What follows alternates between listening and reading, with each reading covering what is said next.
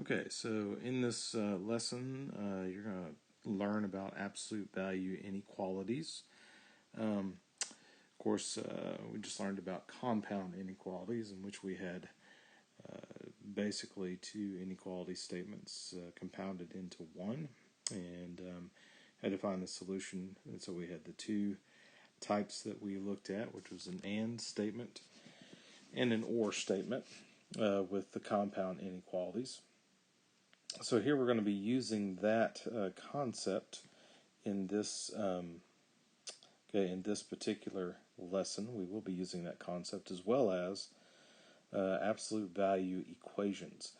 Now, earlier this year, you looked at how to solve an absolute value equation in which you had something called case 1 and case 2. So case 1, you left the sign the same of the absolute value, but then with the second case, you changed the sign.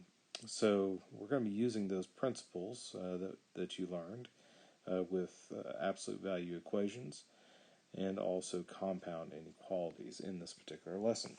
So let's take a look at our first example of an absolute value inequality. So very simply, with an absolute value inequality such as this, we have the absolute value of m plus 2 is less than 11. So what you're going to have, you're going to have case 1 and case 2, just like with absolute value equations.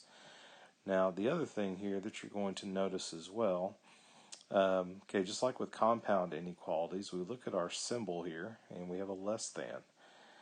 Well, as we just talked about, with compound inequalities, you have an AND statement and you have an OR statement. Same thing with absolute value inequalities, and the way that you determine that is according to the sign. So here we have the sign less than.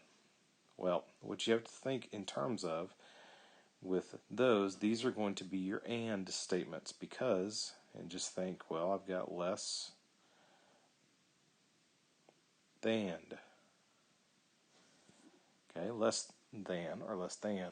Okay, those are your AND statements. Okay, so let's set up our case 1 and case 2. So for case 1, we're just going to write that as m plus 2 is less than 11. Case 2, m plus 2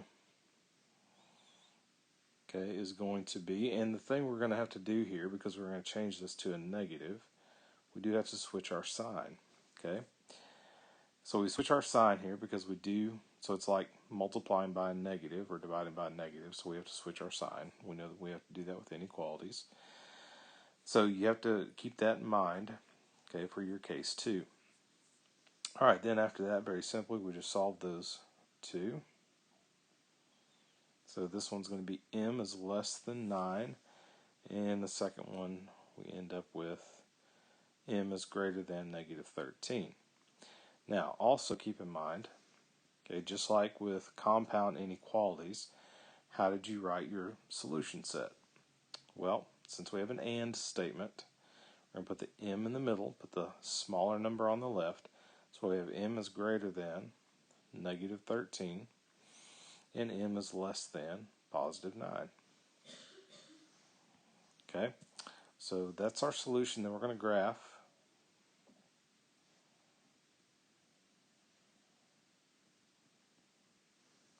Okay, so now we have negative 13 and positive 9. Of course, we both know that both of those are going to be open circles.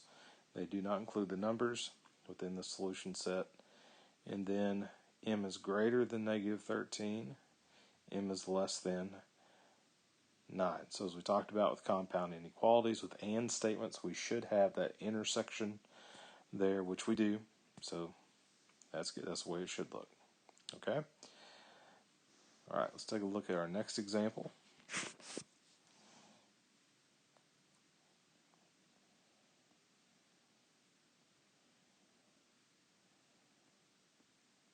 Okay, so I'll just give you another one here. So once again, we're going to do case 1 and case 2. So we have n minus 8 is less than or equal to 12, but also n minus 8 is greater than or equal to negative 12. Now, once again, you have to look at your symbol here. What type do we have? It's an and statement because why? Because it's less. This is less than. So less than. Okay? All right, so let's solve it.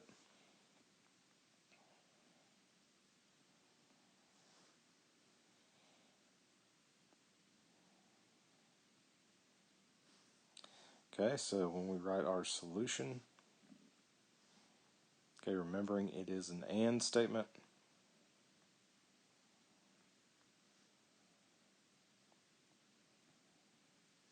Okay, and graph the solution.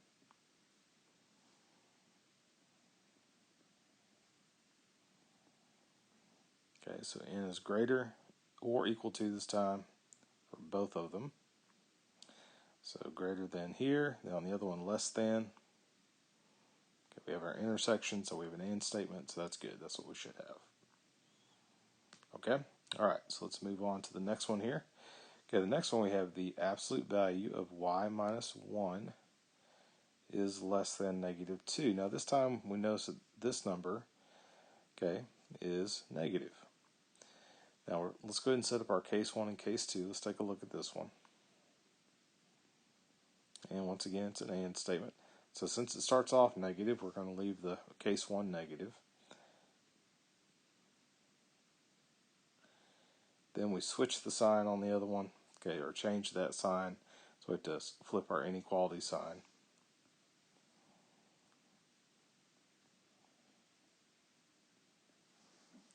Okay, solve that one, and then for the other one, we should get 3. Now, keeping in mind, we do have an and statement.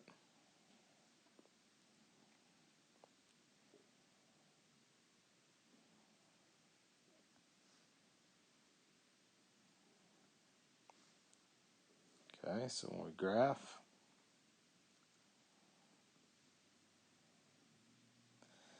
oh, what do we notice here? Well, it's an and, but what is it looking like? It looks like an or. Okay, so as we talked about the compound inequalities, if it's an and it looks like an or, what is that?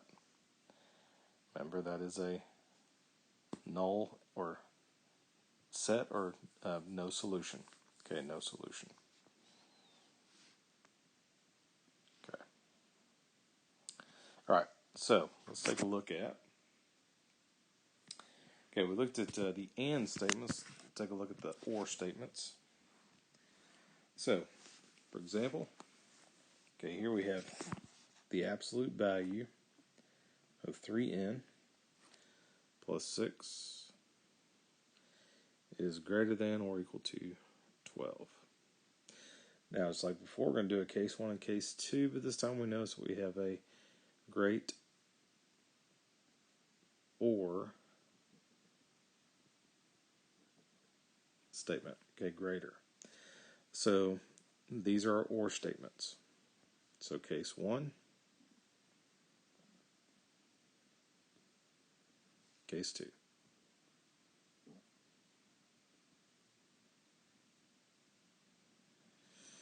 Okay, so we're going to solve both of these.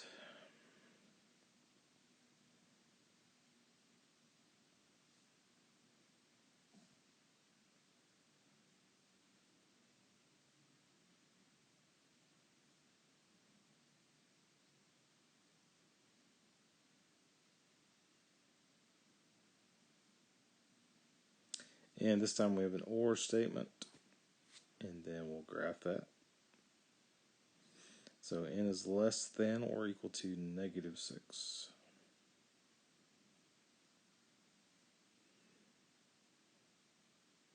Then we have 2, so greater than or equal to 2. Good. That's what it should look like with an or statement. Okay, remember they should be going in opposite directions. Okay. All right. Now, this time we have a negative 5. So let's see what happens here. All right, so we go r minus 6 is greater than or equal to negative 5. Okay, remember this is an or. Case 2. So we have r minus 6. We'll switch that. less than or equal to positive 5.